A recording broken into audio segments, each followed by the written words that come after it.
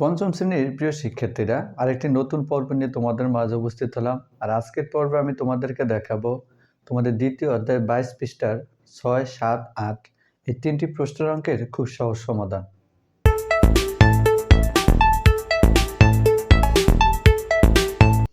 Hello guys, তোমাদের দ্বিতীয় অধ্যায় 22 পৃষ্ঠার যে তিনটি প্রশ্ন ছিল এই প্রশ্ন তিনটি আজকে আমি করে দেখাবো, তাই ভিডিওটি না টেনে তোমরা প্রথম থেকে শেষ পর্যন্ত আমার সাথে থাকো। এখানে 22 পৃষ্ঠা 6 নম্বর যে প্রশ্নটা ছিল, প্রথম যদি আমরা প্রশ্নটা পড়ি, বাজারে প্রতি কেজি বাসমতি চাল 240 টাকা। প্রতি কেজি মানে হচ্ছে 1 কেজি, তাহলে 1 কেজি চালের দাম 240 টাকা এবং প্রতি কেজি মুগ ডাল 120 টাকা। তাহলে প্রতি কেজি মানে দাম হচ্ছে 1 কেজির দাম 120 টাকা বিক্রয় করা হয়। যদি আমরা 5 কেজি চাল ও 3 কেজি ডাল ক্রয় করি এবং বিক্রেতাকে 2000 টাকা দেই, তাহলে কত টাকা ফেরত পাবো? আচ্ছা, এবার আসো মূল কথায়। যদি আমরা 5 কেজি চাল কিনি তাহলে 1 কেজি চালের দাম কত? 240 টাকা। 5 কেজি চালের দামটা আমরা বের করব। আবার 1 কেজি মুগ ডালের দাম 120 টাকা, 3 কেজি মুগ ডালের দাম বের করব।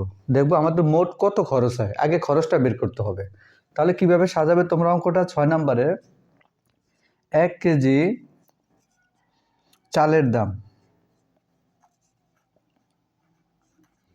1 কেজি চালের দাম হচ্ছে কত? 240 টাকা। 240 টাকা। তাহলে এরকম চাল কিনছে কয় কেজি? 5 কেজি চাল। তাহলে সুতরাং 5 কেজি চালের দাম আরও বেশি টাকা।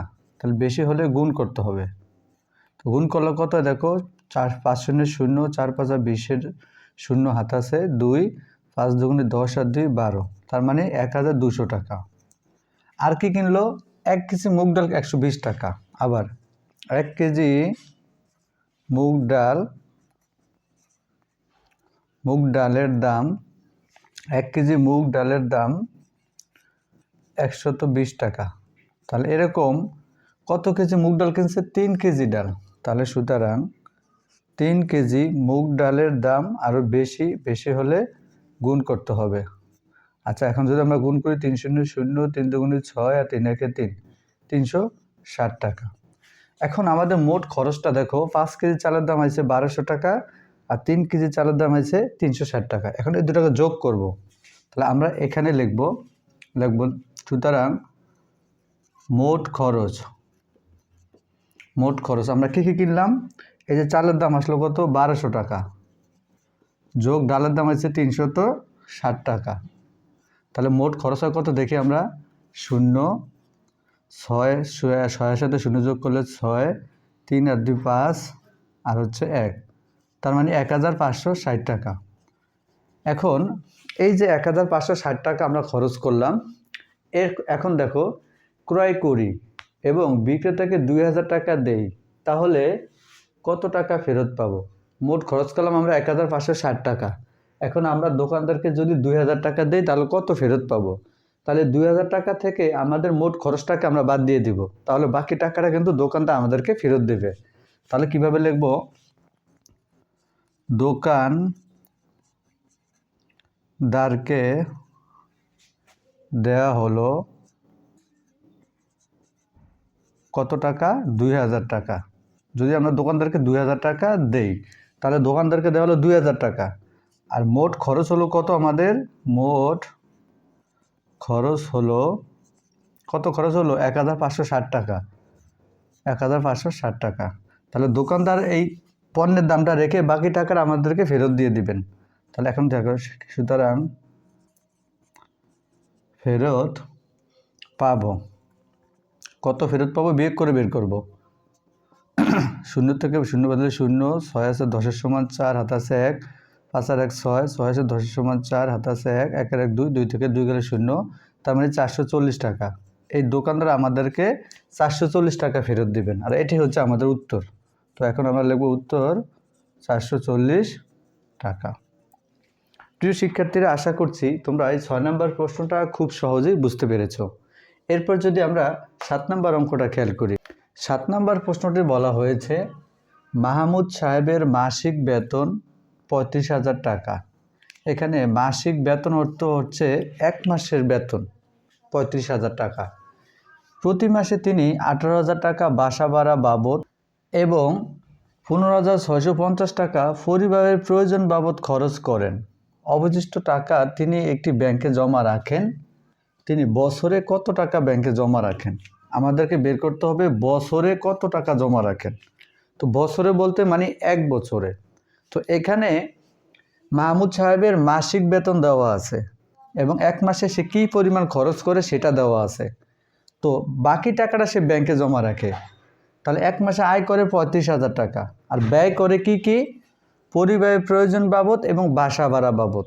তাহলে আগে কত খরচ করে সেটা বের করে নেই। দেখি 7 নম্বর অঙ্কটা। প্রথমে আছে কি 18,000 টাকা বাসা ভাড়া বাবদ খরচ। তাহলে আমরা লিখব বাসা ভাড়া বাবদ খরচ করেন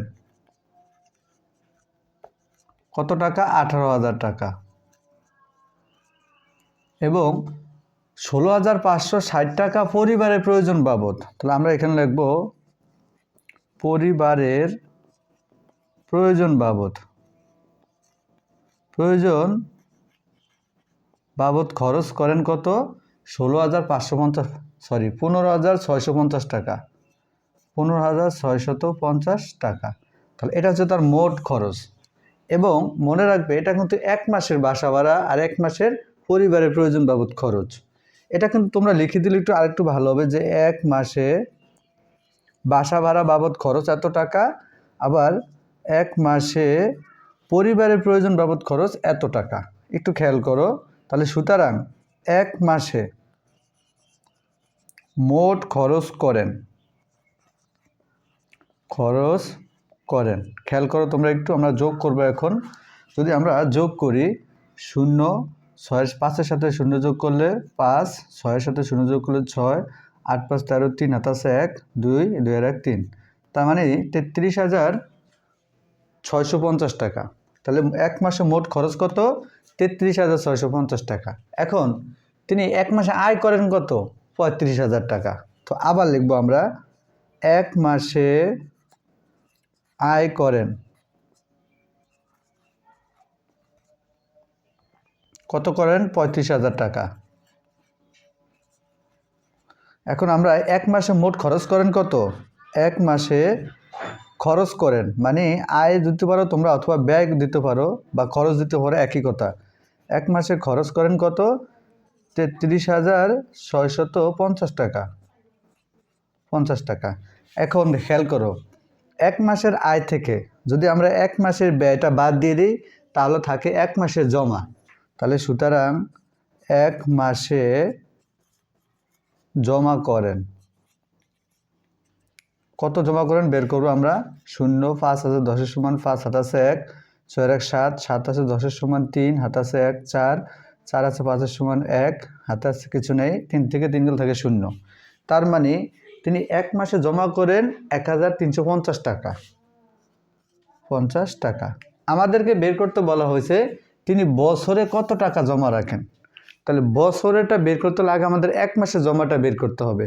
আর সেটা আমরা বের করলাম যে 1 মাসে জমা করেন 1,350 টাকা। তাহলে 12 মাসে জমা করেন কত? তাহলে 12 মাসে জমা করেন আরও বেশি। তাহলে আমরা অঙ্কটা কীভাবে সাজাবো দেখো।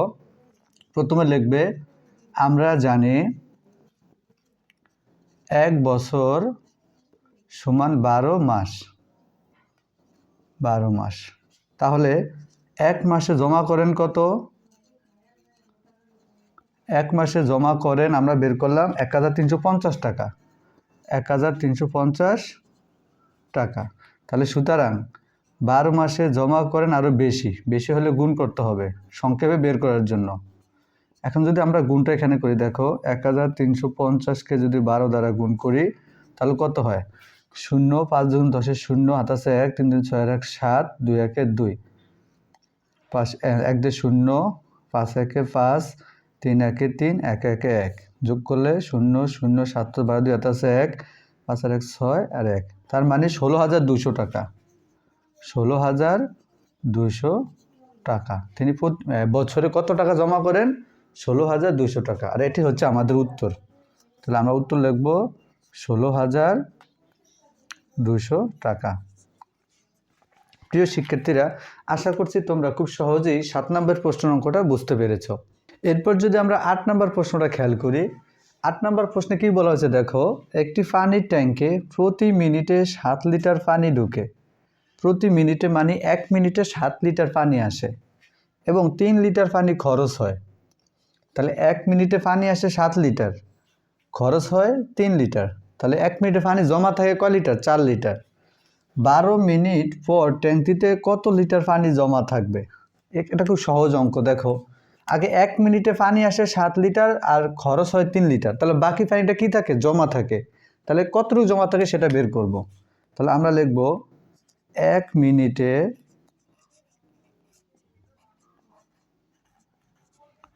পানি ঢুকে সমান 7 লিটার এবং 3 লিটার পানি খরচ হয়। তাহলে আমরা লিখব সুতরাং 1 মিনিটে পানি খরচ হয়, কতটুকু খরচ হয়? 3 লিটার। তাহলে 1 মিনিটে যদি 7 লিটার পানি ঢোকে, 3 লিটার যদি খরচ হয়, তা বাকি পানিটা অবশিষ্ট থাকে।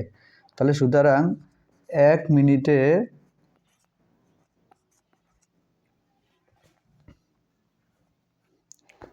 সুতরাং 1 মিনিটে পানি জমা হয়, অবশিষ্ট যেটা থাকে সেটা জমা হয়। তাহলে কত? 4 লিটার। এখন আমাদেরকে বের করতে হবে 12 মিনিট পর ট্যাঙ্কিতে কত লিটার পানি জমা হয়। তাহলে 1 মিনিটে পানি জমা হয় 4 লিটার, তাহলে 12 মিনিটে আরও বেশি বেশি হলে মানে গুণ করতে হবে। তাহলে আবার লিখবে 1 মিনিটে পানি জমা হয় সমান 4 লিটার। তাহলে সুতরাং 12 মিনিটে পানি জমা হয় আরও বেশি বেশি হলে সংক্ষেপে গুণ করতে হলে 12 গুণ করতে হয়। তাহলে 4 দিয়ে যদি আমরা 12কে গুণ করি তাহলে 4 12 48 লিটার। আর এটাই হচ্ছে আমাদের উত্তর। তো এখন আমরা লিখব উত্তর 48 লিটার। প্রিয় শিক্ষার্থীরা, আশা করছি এই 8 নম্বর অঙ্কটা তোমরা খুব সহজে বুঝতে পেরেছো। যদি আমার ক্লাসগুলো তোমাদের ভালো লাগে তাহলে অবশ্যই সবাই লাইক, কমেন্ট, শেয়ার এবং সাবস্ক্রাইব করে আমার সাথে থাকবে। ধন্যবাদ সবাইকে।